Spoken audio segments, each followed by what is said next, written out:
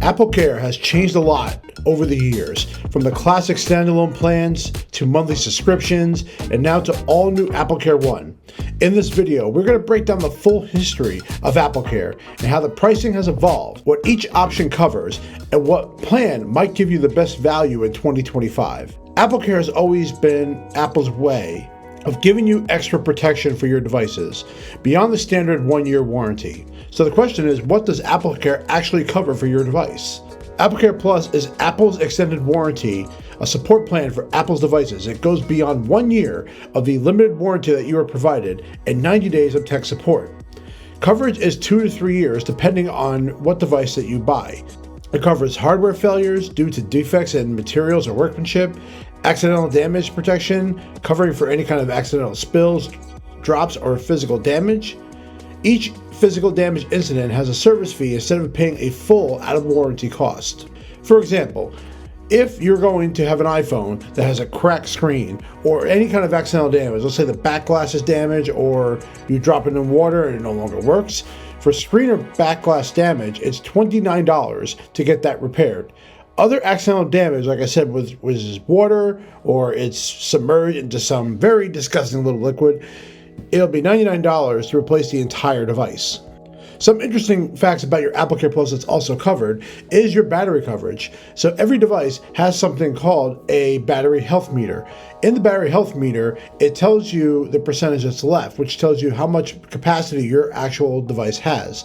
If it's under 80% of its original capacity, Apple will replace that for free during the coverage of your AppleCare.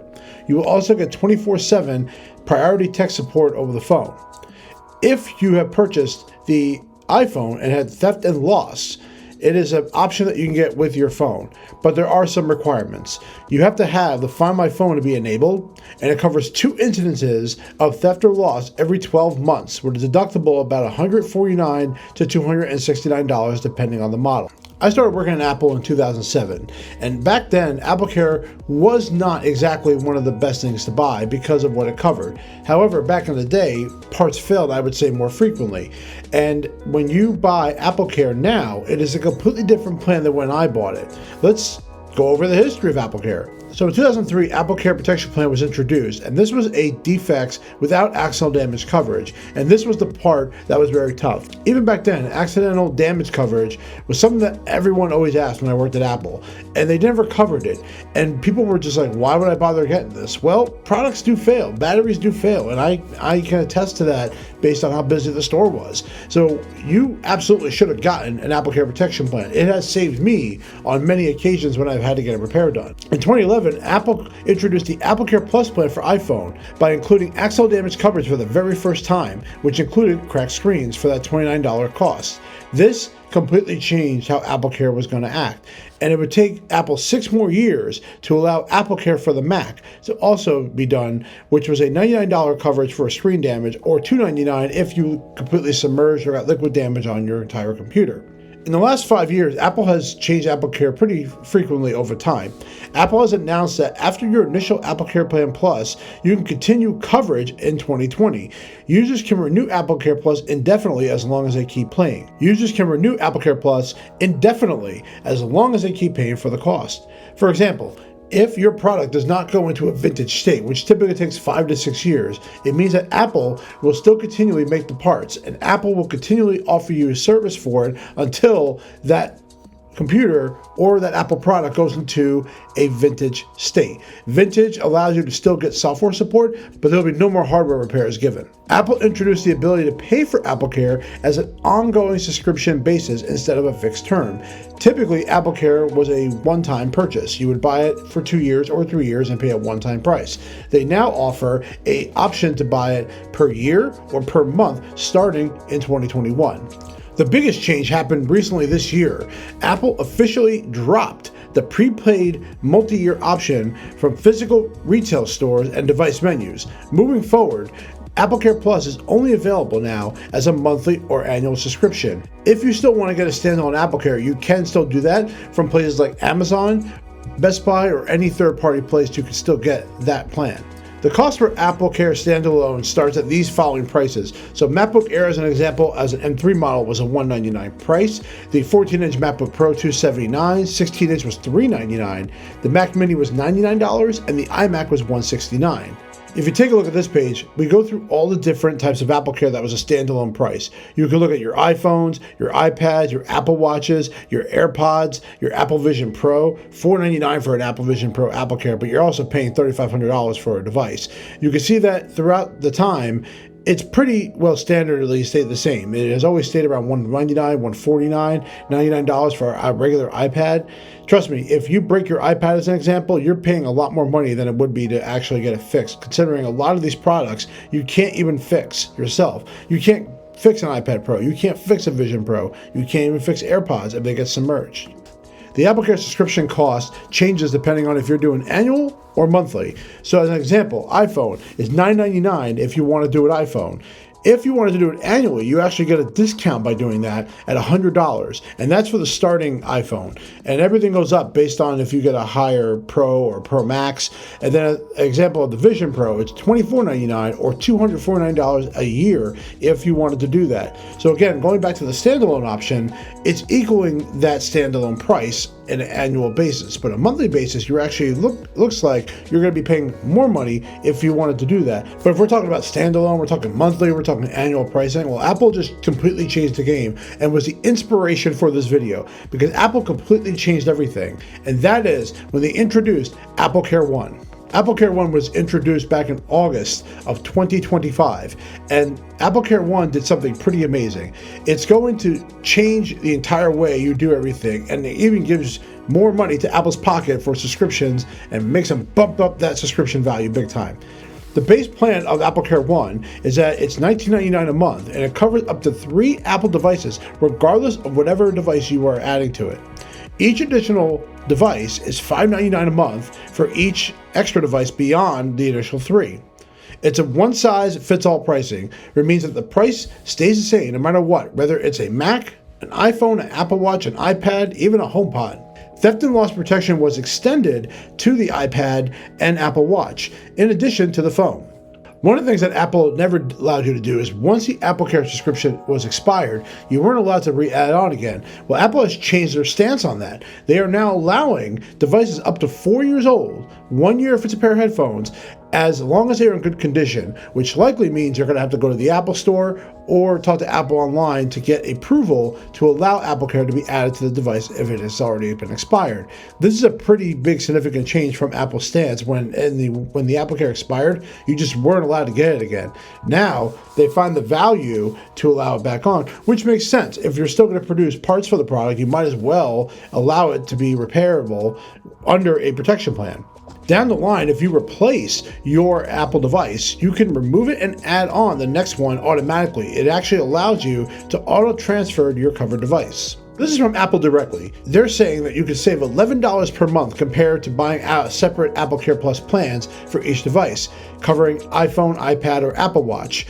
Reviews suggest that there are significant savings for high-end device combinations like the Vision Pro, the MacBook Pro, or the iPhone Pro. However, for a large number of less expensive or older devices, AppleCare One may cost more than individual plans. So for example, if you have a HomePod, AirPods, and maybe a regular iPhone, it probably won't pay off to actually get the AppleCare One plan. So now that we got the history of AppleCare, now that we've gone through all the different pricing, I wanted to break this down so everyone has an idea of what this would be like. Is AppleCare One, at the end of the day, cheaper than Apple Standalone? Is it cheaper than the actual monthly thing? Of all the claims that they're making, is it actually true? So I saved you the work, and I actually went through my devices that I own, and I wanted you to compare it. So I own a MacBook Pro 16-inch M1 Max. I have an iPhone 15 Pro and an iPad Air. If I did AppleCare Plus monthly on all 3 of those devices, it equaled $35.97 a month. If I did a AppleCare Plus annual plan, it went to $431.64 a year for all 3 of those items. Doing AppleCare One, it is $20 a month for all 3 of those items. So the total of all three devices is $239.99 a year. The price from the $431 a year is now down. That is a 45% in savings. That blew my mind. I could not believe that Apple actually really discounted AppleCare here, and I was shocked by that. But even though AppleCare right now, if you buy monthly or you buy yearly, I was going back in my history thinking, well, what if I got the standalone 3-year plan? I wanted to compare that. So I did. AppleCare Plus is $535 if I wanted to do 3 devices as a standalone price.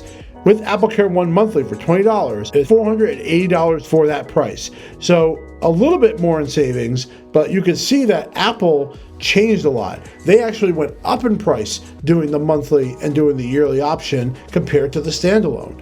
So if you get AppleCare One and you have 3 devices, you are saving money by doing that. What this proves to me is that Apple actually has AppleCare One as a discount plan. It really is better overall to get AppleCare One. If you have 3 devices in your home and you're not equaling the AppleCare amount that it costs, you absolutely can do that.